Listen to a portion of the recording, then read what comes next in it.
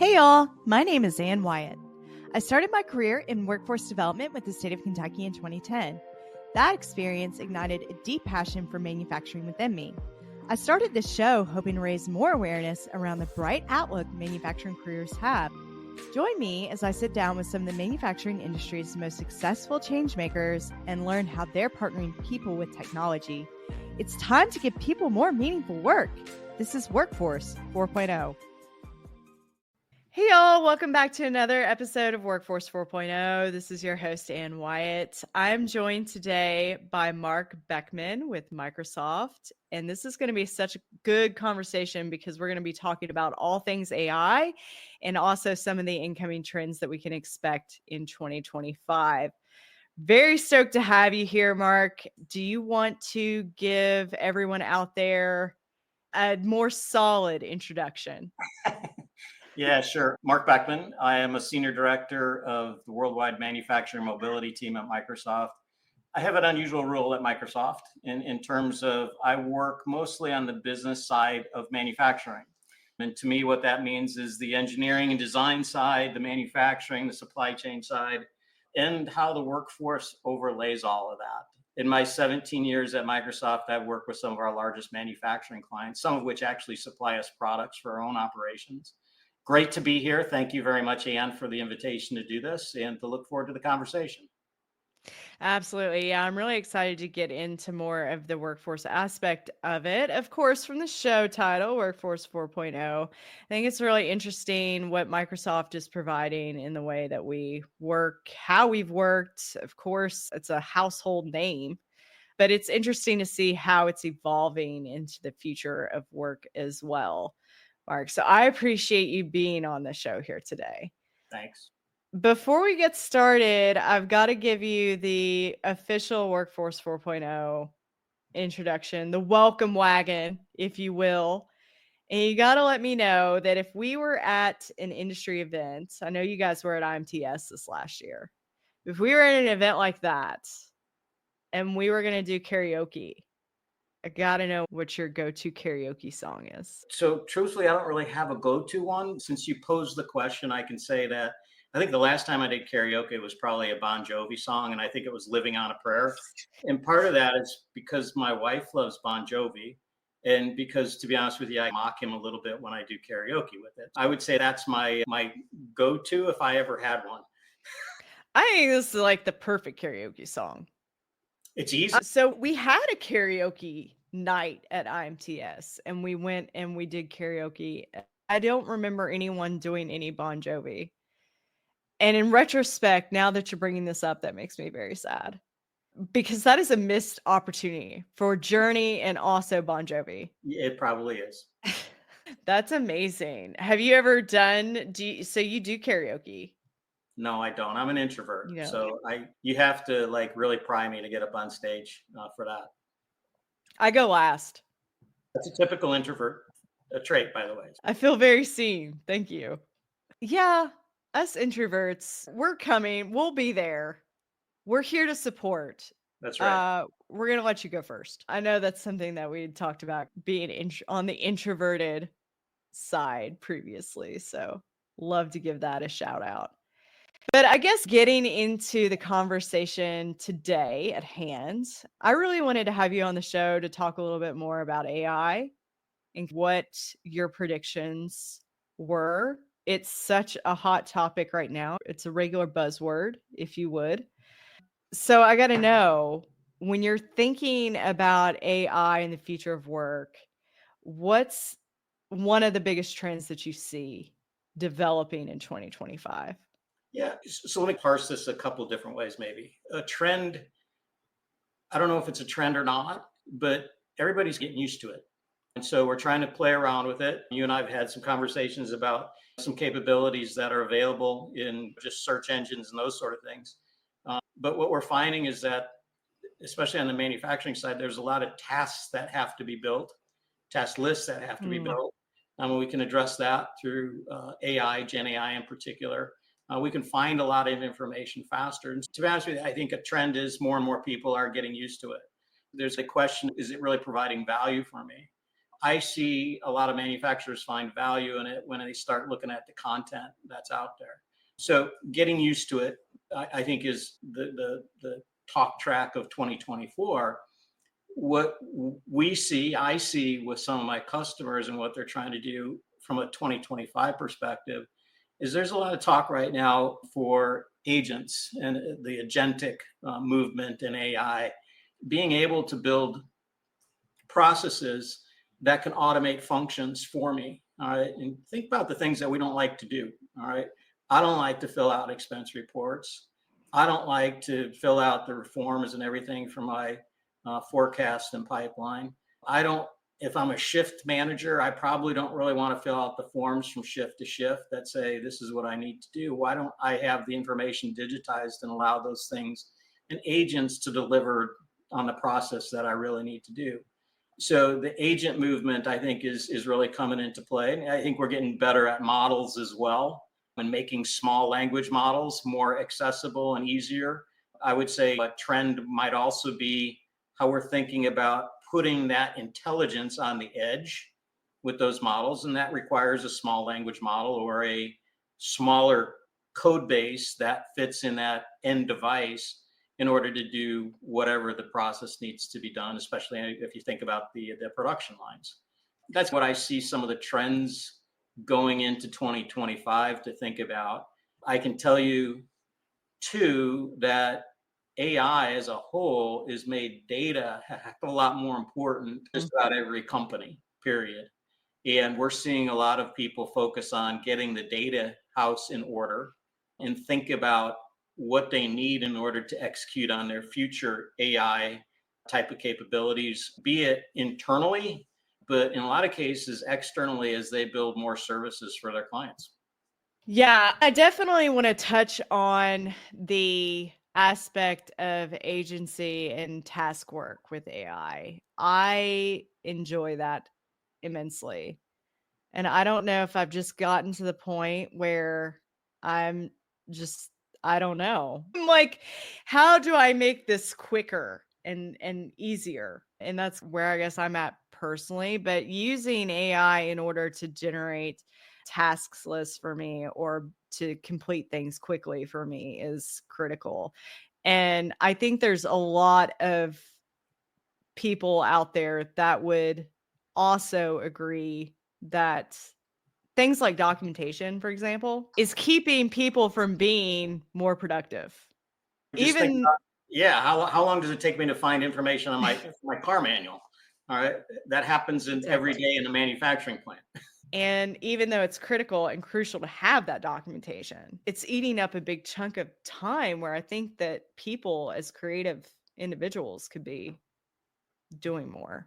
Have you seen Seki's new AI tool in their software? But they're essentially creating AI driven performance reviews, which is something in HR no one wants to do either. But generating the form for performance review and then tracking it and then tracking the data over time.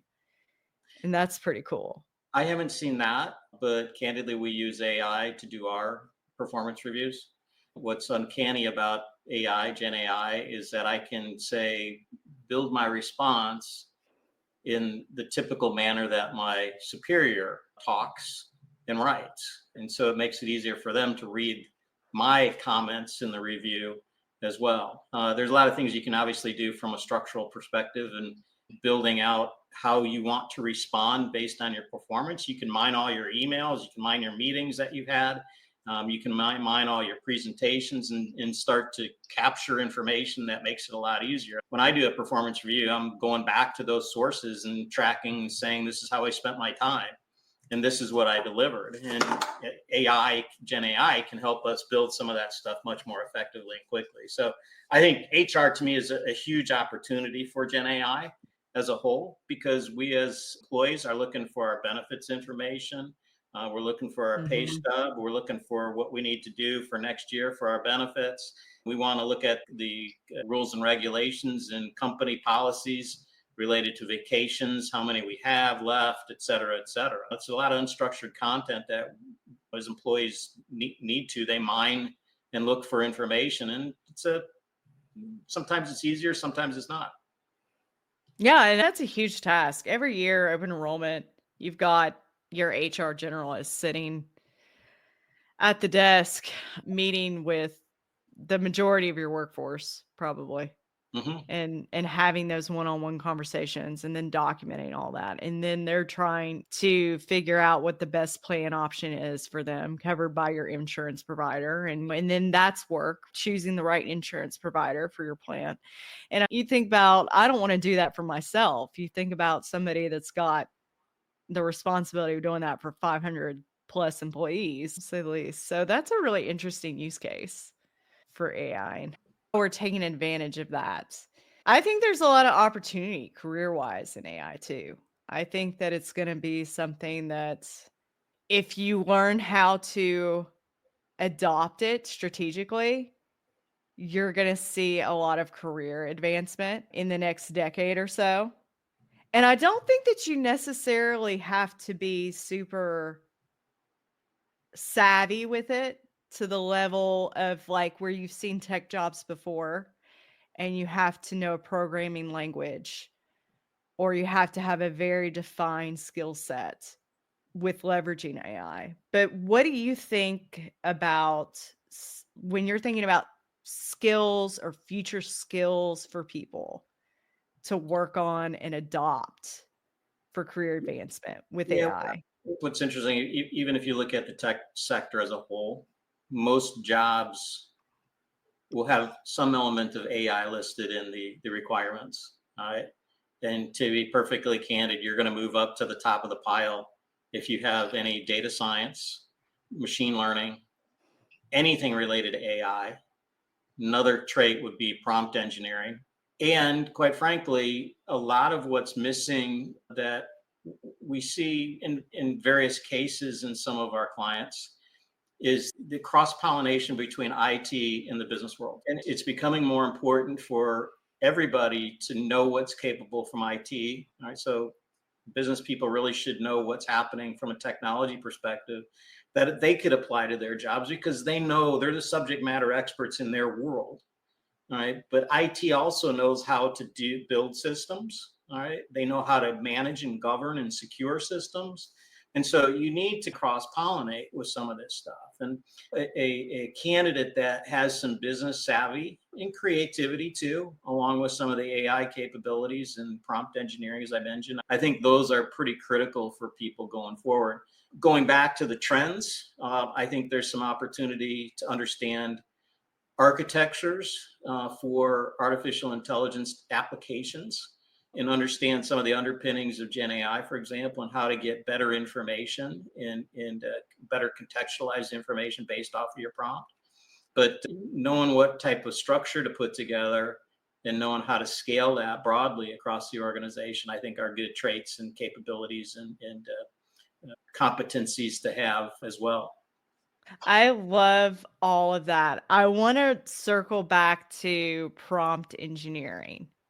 I think that I know what you're talking about when you use that term, but just to clarify for those listening that may not know, what does that mean to you, the prompt engineering? There's some things that I can do behind the scene to make it more easy to find the information that I'm looking for. All right. So I can in the background ground things based off of the content structures that I need to utilize. And then quite frankly, how I build a model and train it. So prompt engineering really is the function in order to help do that. All right.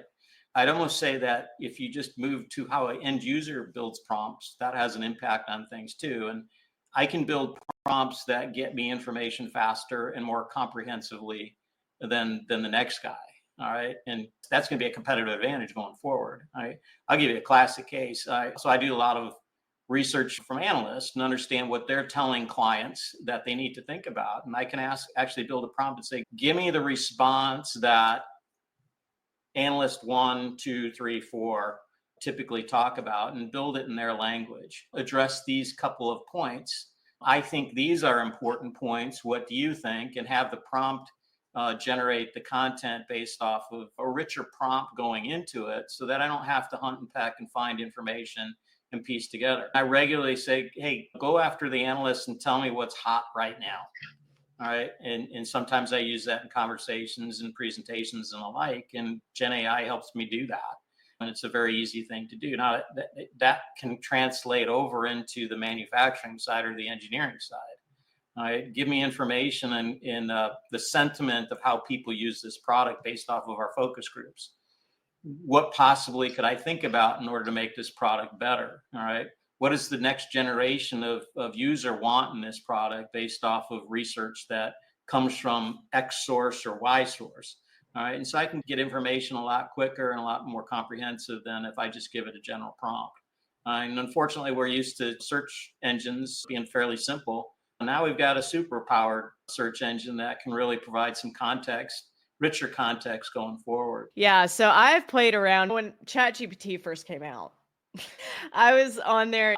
Exactly the search engine thing. You think about, how do I simplify what I'm saying to get the best search results? Now, sometimes that's good in recruiting. Sometimes it's not. It just depends on what query you're running. And you can make it a little bit more complicated with search engines. You can do that. And it tends to give you more focused results. But with ChatGPT, it was really easy to just ask it things. And I think it was like shock value. Now you're really get into this idea of engineering prompts, and that, to break this down even a little bit more for folks listening, that's actually the input of what you're asking from the AI. Do you think that's a prospective job title, or do you think that's going to be a mandatory skill set? I don't know as if it's either, to be honest with you. I just, as we adopt things, we get smarter. I was talking to a colleague the other day, and actually I have a niece who's 2.5 years older. She knows how to use a smartphone. All right. Well, guess what? When I had a smartphone, I had to learn how to use it. All right. And the good thing is that we think different things faster. All right. The funny thing is to give a person a rotary phone and ask them how to use it, and it's completely hilarious.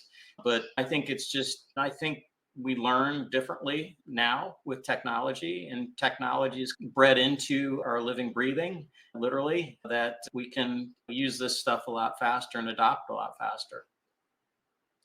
Do you think that companies that will win the quote unquote war on talent, do you think that they will adopt this technology at a high capacity, high rate? I think a lot of the analysts and people in the business are saying, is this a fad? Here's what's interesting. All right. AI has been around for a long time. In the late 90s, early to late 90s, AI was infused in artificial intelligence was infused in supply chain planning all over the place. All right. It wasn't easy to do. All right. And you had to buy applications that used it in order to be able to get the advantage of it. But what's really changed is it's more democratized today. All right. So I can use things like ChatGPT. I can use ChatGPT to generate code to put in an Excel spreadsheet that'll do some sort of fancy calculations for me. All right. And that's AI that's infused in a regular, ordinary person that doesn't have to know anything literally about AI in order to take advantage of some of these things. My opinion is it's always been around, but it's democratized. And I think that's going to eventually spread quite massively. To be perfectly candid, we see a lot of benefits from companies that are saving things like logistics costs to the tune of 1% to 2%. And some of these companies are pretty massive, and they have big bills for logistics and freight transportation. That if they can be smarter in how they do things, that's a big money saving opportunity for them. Internally in our own supply chain, you just think about suppliers. If you're a big manufacturer, you got a lot of suppliers. All right? Why aren't they shipping me the product? And can I find another supplier that can ship me said part or component at the same high quality or better that has availability for it today, and they can get it to me tomorrow? And if you think about the research that goes on in normal core functions in a manufacturing or insurance company or a law firm, a consulting firm, there's a lot of things and functions that really can be helped via Gen AI in addressing some of the key challenges that these companies have. So I think if you listen to some of the analysts, they're a little bit pessimistic, but then there's other analysts out there that, yeah, this is real. And my personal feeling, being in the business 39 years, this is by far the most interesting time. And it's by far probably what I think is more long-term, long tail type of opportunities for us to take advantage of the technology. Yeah, I think that's a really fair point. And I think that this has hit this point where it is democratized to everyone. It's accessible to everyone. And I think with that, I think that's really its staying power right there. I think if this were like a niche product or something that were only available to a few, I don't know that it would be as widely accepted. But now it's like Pandora's box. We opened it, right? It's Moore's law. It's just going to go from here. So I think it's really exciting. I think the other thing too is if you look at some of the consumerization of this, it's more ubiquitous. So I walk in with my smartphone and I've got some AI capabilities on it already. Quite frankly, it's been in some of these applications. I mean, it's uncanny in how I'm looking on social media and all of a sudden something comes up and says, gee, this is interesting. I was talking about this last week. All right. And so how did it know that? All right. Does that not freak you out? That freaks me out so bad. It does. In some cases, it's beneficial for me and I end up buying a product because of it. Or I start looking and doing more research on something and eventually I buy a product on it. It's in our lives more prevalent than I think what a lot of people know. And as we become used to that, and it's back to 3-year-old can use a smartphone now without teaching them how to use it. Absolutely. Yeah. And it is interesting how the ads, like that's a whole other thing, because it is interesting how you can be doing a Google search on something and then it pops up elsewhere. That's interesting. Of all the potential out there for use cases of AI in the future going forward, where do you see the most impactful potential being? And especially like how we work, how it's making our lives easier. Yeah, let me start on the manufacturing side because that's what I live and breathe. All right. And really, actually, I alluded to a couple of the use cases and stories already, but an engineer needs to coalesce a lot of information. All right. They need to coalesce information that says these are the specs for this release. I want to build a better product. Let's take a look at the specs from the previous release and see what's going on. I can probably look at my customer service and maintenance and repair information and say, let's take a look and see where the problems are and let's make that better in this new release. All capabilities that are addressed through AI.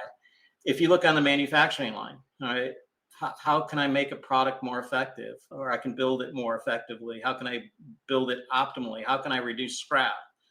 All of these things happen because things aren't running optimally, all right? And if I can use AI in order to find that problem before it happens, I can prevent it from happening. We talk about things in moving manufacturing left or moving engineering left, all right? If I can stop things before they happen, I can probably rework it, all right?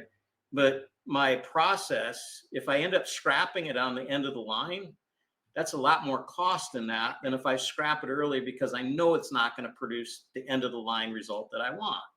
All right. Supply chain, I already gave you some thoughts on that. There's a ton of things that if you look at most manufacturers, they got a ton of people in supply chain. Right.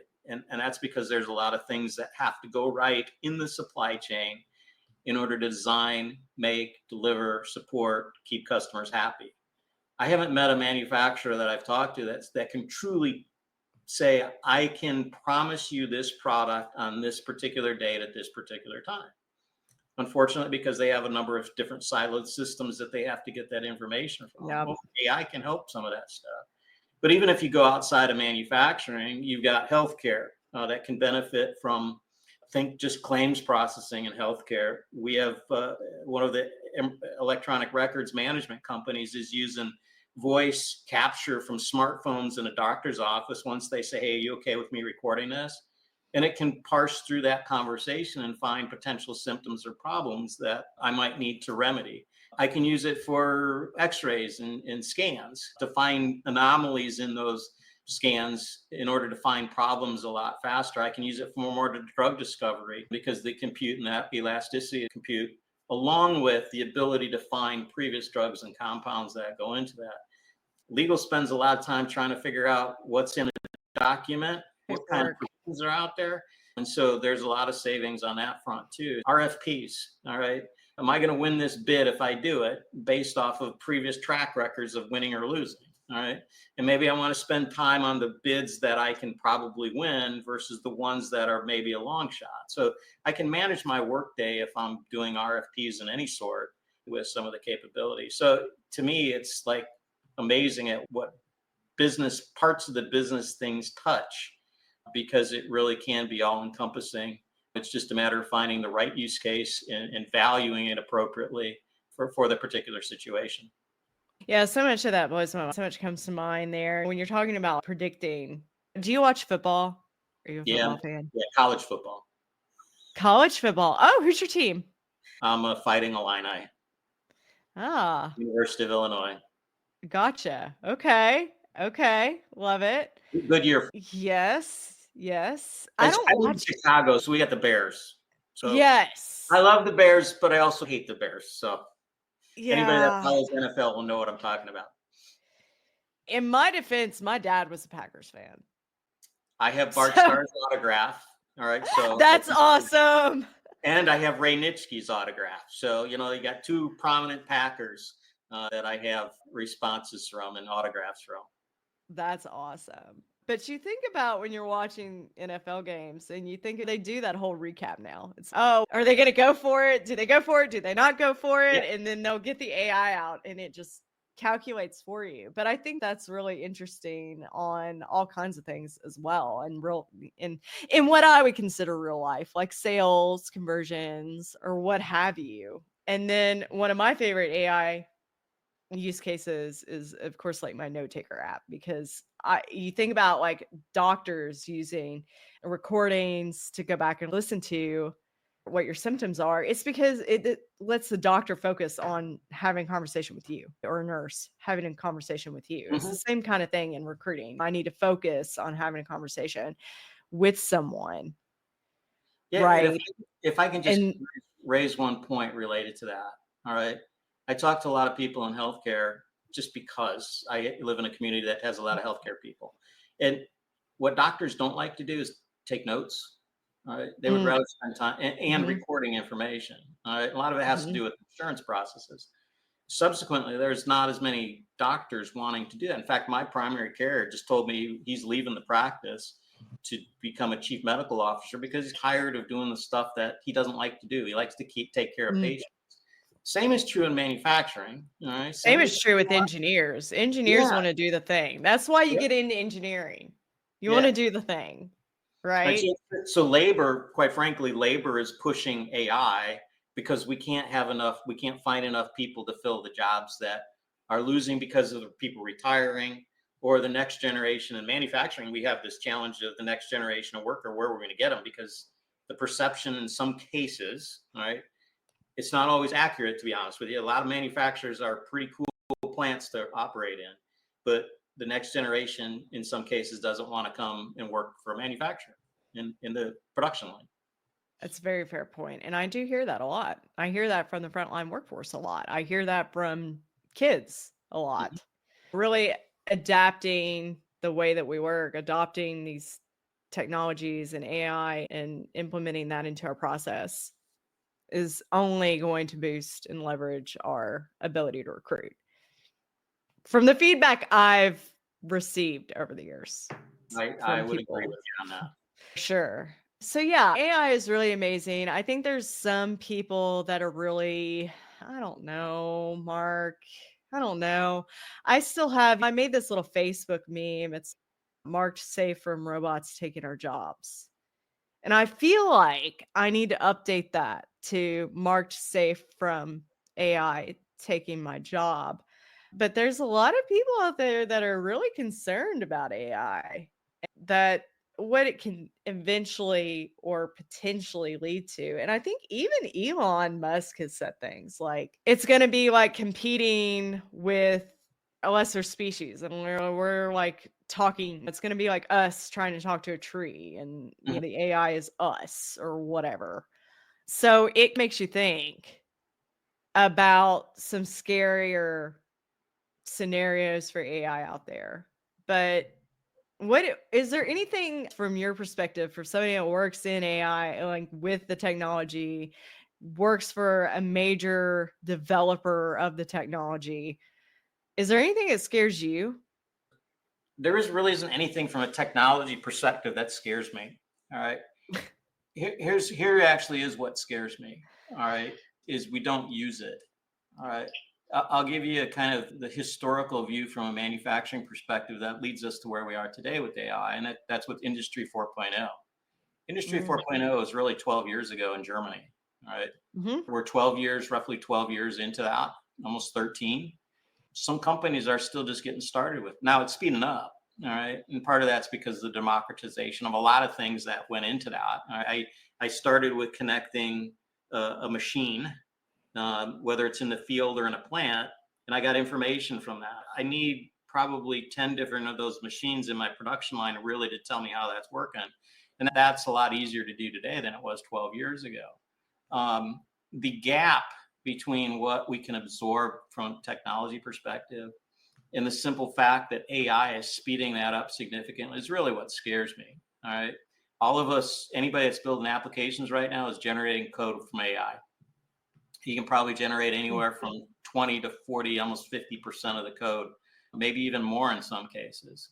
So if I can build applications faster, that means that technology is going to advance a lot faster. Applications are going to advance a lot faster.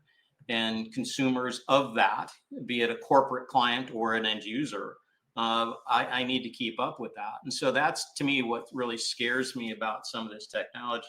Sure, you can talk about things like hallucinations. I've got examples where everybody thought it was a hallucination, but we actually tracked it back to the content that they had in their own operation that said the wrong stuff. All right. Yeah. And the question is, why did it find that and not another piece of information? Why didn't it flag the discrepancy? Quite frankly, the model is going to become smarter over time. It said, hey, I found a discrepancy in your documentation here and here. Which one do you want to use? All right, to make a recommendation on how to fix something. And I think just the speed of change in technology is really going to amp up how people really need to absorb it. And those that are on the leading edge are going to reap a lot of benefits, and probably sad to say, there's probably some companies that are going to be the laggards and are probably going to suffer because of it. Yeah, I worry about that sometimes. And not like really from a professional perspective, but I worry about that. I don't know. I've got home assistants. So I worry about just my tenacity and my own ability to have the patience if something goes down, like to learn how to fix it or to learn how to implement new technology. And I think about that sometimes, never from a professional perspective, never like in my day to day work, more so outside of work, more so like, oh, it's like the next biggest and greatest thing. I don't know. It could be like, do you really need an IoT coffee maker, Ann? Like sometimes I'm like, kind of like, oh, geez, I'm missing out. But can I just come back to a point I think you were starting to make, though? All right. yeah. And we didn't talk about it enough, but you started to say, is it going to replace, you kind of paraphrase what I think you were starting to say, is it going to replace people? And Yeah. my opinion is, no, it's not. It's going to make us smarter. And it's going to make us smarter because it's going to give us stuff that we really won't want to do anyway. All right. To help us in our jobs, building the task lists that I need to focus on, telling me that I need to focus on this versus that, telling me what I need to do today because it's looking at my information and my emails that went back and forth with 100 different people and keeping track of that. So I don't have to look through that. It's going to find information I can never, it's going to build my PowerPoints, my Excel spreadsheets, my Word documents a lot faster than what I could do in the past. And so it's going to make us smarter. In fact, I wish I could remember the professor's name, but he said, as AI becomes more prevalent in our operation, people are going to become smarter. All right, that's paraphrased with his quote, but nonetheless, I think the same in that we're just going to be better at what we do and much more, I think, satisfied because we don't have to worry about some of the crappy stuff that we have to do. All right. However you determine if it's crappy or not, there's things that we all don't like to do that can be handled through AI to make our life a heck of a lot easier. Absolute. Amen. In the South, we would say, praise the Lord. And I think that's the kind of attitude and outlook that we need to have. I think so too. To me, it goes back to the problem of labor as well. Right? If I can't find enough people to do what I need to do, I need to figure out if technology can help me do that. And I can stand up and say technology can help you do some of the things if you lose labor. And is it an actual loss? If you're looking at labor market information and you're looking at the amount of job openings and you're looking at the people, demographics, those are separate analytics. Yeah. You look at population, and then you look at the labor market information, which is job openings. Realistically, is it a true loss? I don't think so. I don't think so either. To me, I think I can illustrate it a little bit on the agriculture side. If I can have farmers in rural locations or arid locations raise their own food, is that a good thing? Yeah. All right. Which means that I don't have a load on some of the other grocery stores, perhaps, or the farms. We know we can't feed the world by 2050 based on the growth of population and the number of farms we have. So why can't we use technology to give people that aren't farmers today the ability to become farmers that can grow crops in the area that they live in? Because the technology can create seeds that can grow in just about any location, right? And so literally that's where the technology comes into play to address some of the future problems that we're having, agriculture being one. Exactly. Now that's a great way to think about that and to round that thought up for sure. I appreciate that. Mark, this has been so much fun. I really enjoyed having this conversation. I know that we're a little over time here today. For everyone that has listened in today and that maybe wants to reach out to you, do you have a good point of contact information? Yeah, I'm happy to respond to emails. I'll give you that in a second, but the easiest way is LinkedIn, and it's M Beckmann with 2 N's, second N is silent, and you'll find me there. And if you just concatenate my name and put a period between Mark and Beckmann with 2 N's, and I work at Microsoft, it's at Microsoft.com. I love that. I will, of course, have all of your information in the show notes as well. So that will be there for our listeners. Okay, we're only going to get better if we start collaborating more effectively and getting the perspective from a variety of different people. So I'm happy to have some of those conversations and network with people. I can attest to that. I think that you're a great resource on all of this good stuff. And it's just always great to have conversations, to learn more from each other and collaborate. So this has been a really great and fun recording for me. I appreciate your time today. It was fun for me too. So thanks for having me. Absolutely. And for everybody that is listening today, give Mark a follow, reach out to him on email. And if you like the show and you like what you're hearing, be sure to drop us a review, and we will see you all next time.